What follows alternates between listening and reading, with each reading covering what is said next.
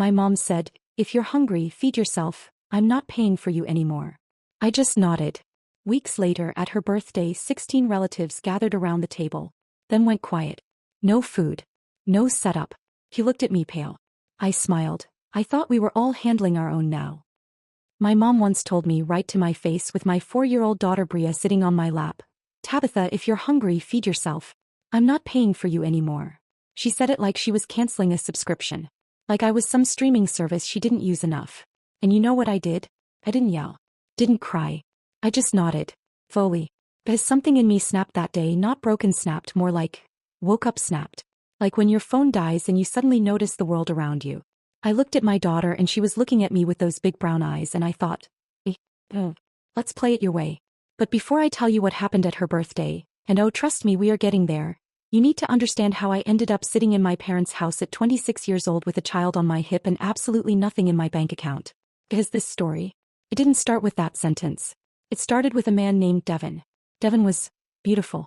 I hate that I still think that, but he was tall, had this gap in his teeth that made him look like he was always about to laugh. We met at a Wawa. Yeah, a gas station, go ahead and judge me, and 3 months later I was pregnant. And look, I know what some of you are thinking. But have you ever met someone who made the whole room feel warmer? That was Devin. Until it wasn't. When I told him about the baby, he did this thing where he smiled and hugged me but his arms were stiff. You know that hug? The one that says, "I'm here, and I'm already leaving" at the same time? He stuck around for the birth. Held Bria once. Took a picture for Instagram. And then about 5 weeks later he got a job offer in Texas. Or at least that's what he called it, and I never saw him again. Blocked me on everything. His mom, Miss Carlene, told me through a screen door that I should move on and let that boy live his life. So there I was. No job, no savings, a newborn, and nowhere to go except back to my parents' house in Bridgeton, New Jersey. My dad, Ronald, he carried my bags in without a word. Kissed Bria on the forehead. My mom, Denise, stood at the top of the stairs with her arms crossed and said, "This better be temporary." It was not temporary. Do you think she let me forget it? Not for a single day. Every morning Denise had a comment. "You're still here. That baby cries too much. When I was your age I had my own apartment. When you were my age rent was $400 and gas was $1.50, but sure, let's compare." And I tried, okay? I really tried. I applied to jobs constantly. Walmart, Target, the hospital cafeteria, a daycare center. Which, by the way, the irony of needing childcare to work at a childcare place? Nobody talks about that enough. But Denise acted like I was sitting around eating bonbons. Every plate of food came with a side of guilt. Every time I used the washing machine she'd say, "That's my electric bill going up." I started washing Bria's clothes in the bathroom sink at night just to avoid the lecture. My dad tried to help. Ronald is a quiet man. Works at a window manufacturing plant, been there 22 years. He'd slip me a 20 here and there and whisper, "Don't tell your mother."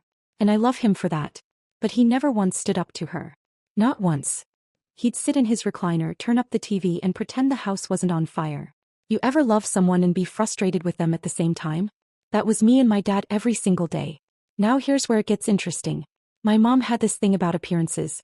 Denise could be screaming at me in the kitchen at 6 in the morning, calling me every name except the one she gave me, and then an hour later she'd be on the phone with her sister, my Aunt Francine, saying, "Oh, Tabitha and Bria are doing just fine. We love having them here." I used to stand in the hallway and listen with my mouth open. Who was this woman? Because the version she performed for the family was nothing like the one I lived with. And honestly, for a while I believed I deserved it. Thought, yeah, I messed up. I got pregnant by a man who disappeared. I came crawling home. Maybe I should just take whatever she gives me and be grateful. Do you think that's true? Because I thought it was. For a long time I really thought she was right. But then something happened that changed everything. Bria was about 3.5 and she had started picking up words like a sponge.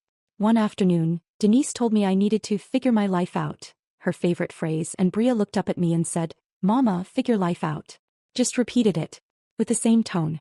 And I saw my little girl absorbing all of this. Learning that this is how you talk to someone you're supposed to love. And that broke something open in me. I started keeping a journal. Not a sad Dear Diary journal. More like a war plan. I wrote down every nasty thing Denise said, not to throw it back at her, but to remind myself on weekdays that this was real and I was not imagining it. I wrote down job leads and called my Aunt Francine, Denise's own sister by the way, and asked if she knew of anything. Francine lived about 40 minutes away in Vineland and she was the opposite of my mother. Warm. Soft-spoken. She used to say, "Baby, everybody falls. It's the getting up that counts." I held on to that. Things with Denise got worse before they got better. One night I made Bria scrambled eggs, with my mom's eggs from my mom's fridge, which apparently was a criminal offense. And Denise came into the kitchen and said, "You know those aren't free, right?" I looked at her. At my daughter eating eggs. And I said very calmly, "I'll replace them tomorrow." She said, "You'll replace a lot of things tomorrow. You've been saying tomorrow for 2 years." That one actually hurt. Because she wasn't entirely wrong. I had been struggling. But struggling is not the same as lazy, and Denise never understood the difference. To her, if you weren't succeeding, you weren't trying. There was no middle ground.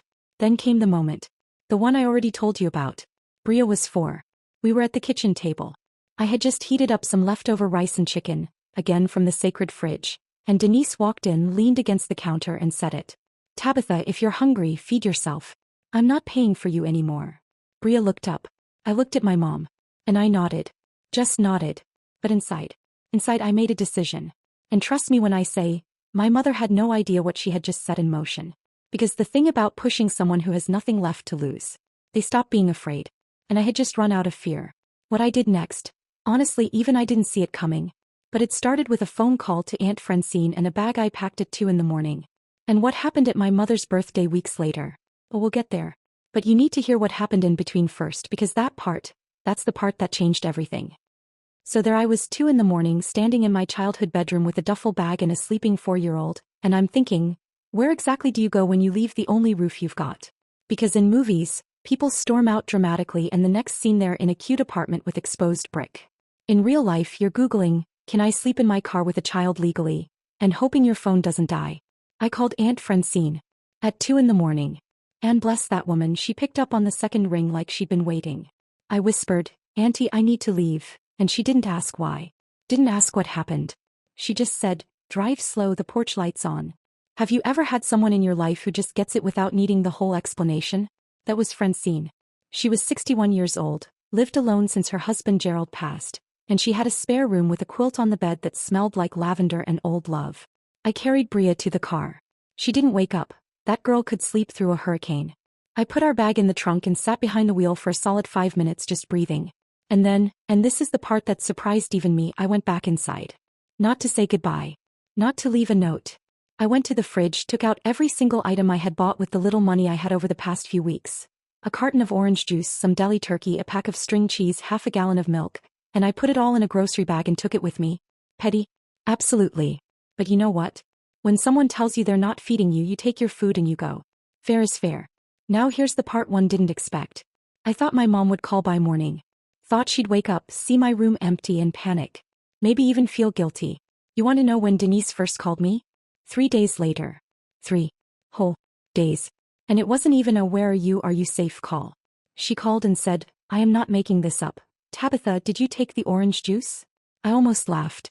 Almost. I said, "Yes, Mom. I took the orange juice." And she said, "That was for your father's breakfast." And I said, "Well, tell Dad I said sorry about the juice." And I hung up. First time in my life I ever hung up on my mother. Do you think she called back? She did not. Not that day. Not the next day either. Aunt Francine's house was small, but it was peaceful, and I didn't realize how much noise I'd been living in until it was gone. Not just Denise's voice, the constant tension, the walking on eggshells, the way my shoulders were always up near my ears. Bria noticed it too. That first morning in Vineland she woke up and said, "Mama, it's quiet," and smiled. A 4-year-old noticed the difference. That tells you everything. But here's the reality nobody warns you about when you make a dramatic exit. You still have to eat. You still have to survive. I had about $380 to my name, no job, and a child who needed things every single day. Francine told me, "Stay as long as you need, I don't want a penny," but I couldn't do that to her. He was on a fixed income. Social Security and a tiny pension from Gerald's union job. I wasn't about to become another person's burden. So the very first Monday morning I dropped Bria off at Francine's neighbor's house. A woman named Miss Opal who watched kids from her living room for practically nothing, and I went job hunting. Not online. In person. I walked into every restaurant, store and office within a 3-mile radius of Francine's house and asked if they were hiring. You know how many said yes? But a diner called Rosie's on Landis Avenue. The owner, a woman named Marguerite, everyone called her Marge, looked at my application, looked at me and said, "Can you start Thursday?" I cried in the parking lot. Over a waitressing job. But it was mine. I earned it by showing up and asking, and nobody could take it from me or hold it over my head. Now, while all this was happening, something interesting was going on back in Bridgeton. And I only know this because my dad called me, secretly of course from the parking lot at work. Ronald told me that Denise had been telling everyone I ran off in the middle of the night like some kind of criminal. She told my cousin Whitney that I stole groceries. She told her church friend Loretta that I abandoned them. She built a whole narrative where she was the victim, and honestly, I wasn't even surprised. That was classic Denise. The woman could rewrite history faster than a Wikipedia editor. But here's what she didn't count on. And Francine talks to people too. And Francine, God love her, was not the type to sit quietly while her niece got slandered. She called her other sister, my Aunt Pam, and told her the truth. Pam called my Uncle Morris. Morris told his wife Jackie. And suddenly, the family grapevine that Denise had been feeding lies to was getting a second version of the story. The real one. My dad told me, "Your mother's been in a mood." I said, "Dad, she's been in a mood since 1997. He laughed. First time I'd heard him laugh in months. Now here's where things take a turn I genuinely did not plan. About 3 weeks into my time at Francine's, I got a text from a number I didn't recognize. I almost didn't open it. I figured it was spam or a scam. But something told me to look. It said, "Hey Tabitha, it's Devin. I heard you moved out of your parents' place. Hope you and the baby are good." The baby. He called Bria, the baby. She was 4 years old and he called her, the baby, because he didn't even remember how old she was. My blood pressure went up so fast I could hear my own heartbeat. I showed Francine and she put on her reading glasses, looked at the phone and said, "Block that fool." But I didn't. Not yet. Because I had a feeling there was more coming and I wanted to see where this was going. Are you wondering how he even knew I moved? Because I was too. Turns out, and this part made me want to scream, my mother told him. Denise still had Miss Carlene's number, Devin's mom, and she called her to say I'd taken off, and did Devin want to step up now? My own mother called my deadbeat ex's mother and basically invited him back into my life without asking me. Can you imagine? Actually, some of you probably can. Some of you probably have a Denise in your life. And if you do, I am so sorry. Devin texted again the next day. I've changed a lot. Got a good job now. Would love to meet her properly. And the old Tabitha, the one who was desperate and lonely and thought she needed somebody to survive, she flickered for just a second. Like a light that's almost burned out but not quite. I'll be honest with you, part of me wanted to believe him. Part of me wanted Bria to have a dad at her school plays and soccer games. But then I looked at my daughter who was sitting on Francine's floor building a tower out of cereal boxes, happy and peaceful for the first time in her life, and I thought, no. Not yet. Maybe not ever. But definitely not like this, not because Denise pulled strings behind my back. I texted back, "Bria is fine. I'll let you know if and when I'm ready to talk." Then I muted the conversation. Didn't block him, didn't engage. Just muted. And honestly, that felt more powerful than anything I'd ever done. You have no idea how hard it is to not respond when someone who hurt you suddenly shows up acting brand new. But I was learning something at Francine's house. I was learning that silence is an answer. And sometimes it's the loudest one. Meanwhile, the job at Rosie's was going better than I expected. Marge was tough but fair and the tips were decent for a small-town diner. I was working breakfast and lunch shifts, picking Bria up from Miss Opal's by 3, and spending evenings helping Francine in her garden. It was simple. It was boring, honestly. But boring felt like a vacation after what I'd been living through. I saved every dollar I could. I opened a savings account. My first one ever, isn't that sad? 26 years old and never had a savings account. I put in $40 that first deposit and stared at the balance on my phone like it was a winning lottery ticket. Francine caught me smiling at my phone and said, "What, that boy texting you again?" I said, "No, Auntie. I'm looking at my money." She said, "How, that's a man you can trust." I still laugh about that. 5 weeks went by. Then 6. And here's something nobody tells you about leaving a toxic situation. The person you left starts to unravel without you. Not because they miss you. Because they miss what you did for them. My dad called me again and said Denise was struggling. Not emotionally, logistically. See, what my mother never acknowledged was everything I actually did in that house. I cooked most of the dinners. I cleaned the bathrooms. I did laundry. I kept track of bills, because Denise couldn't figure out the online portal to save her life. I scheduled my dad's doctor appointments. I was basically running that household while being told I was a freeloader. No. Now she had to do all of it herself. And she was drowning. The electric bill was late. The house was a mess. My dad was eating microwave dinners every night, which for a man with high blood pressure was not ideal. Denise called me for the second time since I left, and this time her tone was different. Not soft. Denise doesn't do soft, but less sharp. She said, Your father needs you to call the insurance company about his prescription. Not, how are you? Not, I miss you. Just an errand. Like I still worked there. I said, Mom, you can call them yourself. The number is on the back of his card. There was this long pause. And then she said, fine, and hung up. And I felt nothing, which scared me a little. Because a month ago that would have sent me into a spiral. But standing in Francine's kitchen with Bria drawing at the table and the smell of coffee in the air, I just felt calm. Is that growth? I think that might be growth. But here's the thing, Denise's birthday was coming up. September 14th. And every year without fail, Denise threw herself a birthday dinner. Invited the whole family. And every year guess who cooked? Guess who set the table, arranged the flowers, made the potato salad and the baked mac and the collard greens and the sweet potato pie?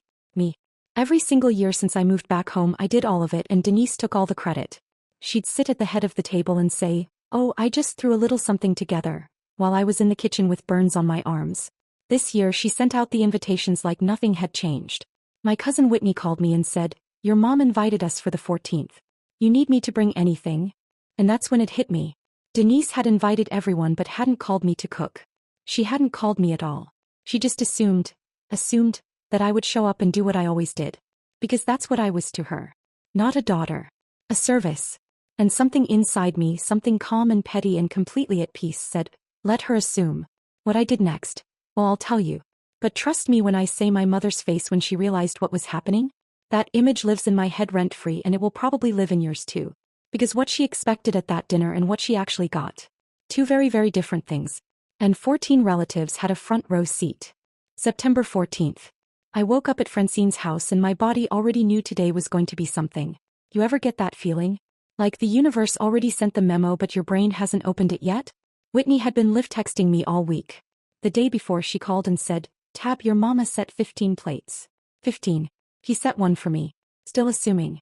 After everything, still completely certain I'd walk through that door and save her like I always did. And here's what's wild. I didn't organize any conspiracy.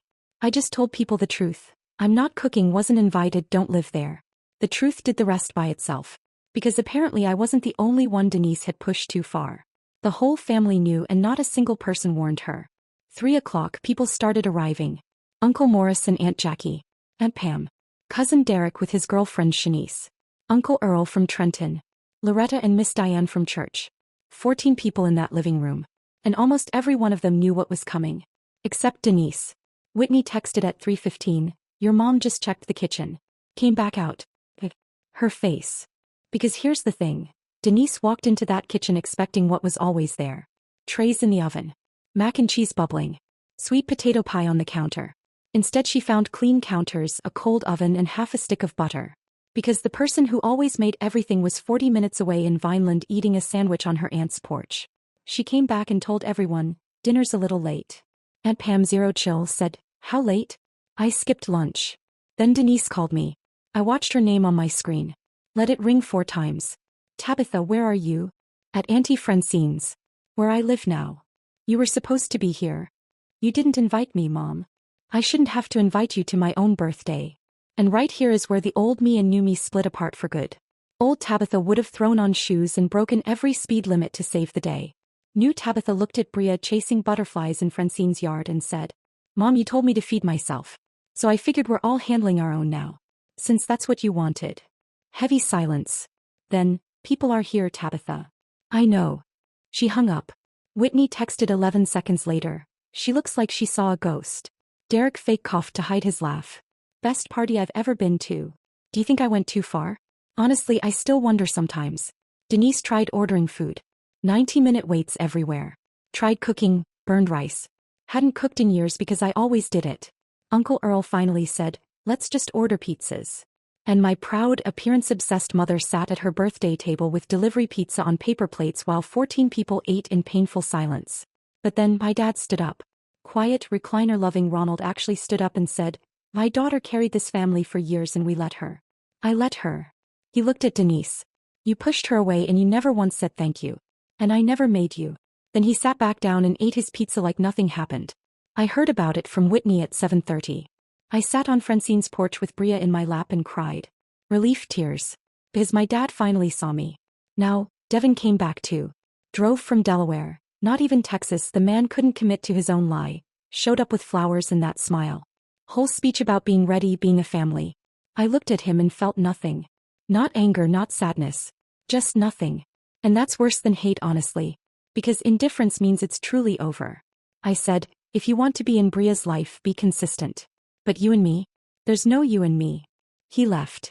I didn't watch him drive away. Just closed the door. I sent my parents no money. Dad started calling Sundays and those became my favorite thing. He was trying, cooking for himself badly, pushing back on Denise a little. Working on it, he'd say. 4 months at Francine's. Got promoted to shift lead at Rosie's. Saved enough for first and last on a tiny 2-bedroom in Vineland. Kitchen the size of a shoebox, heater that sounded like an angry cat. But mine. My name, my keys, my door. Bria got her own room. We painted it purple. Looked terrible. He loved it. Perfect. Denise called in late October. Said, I think we need to talk.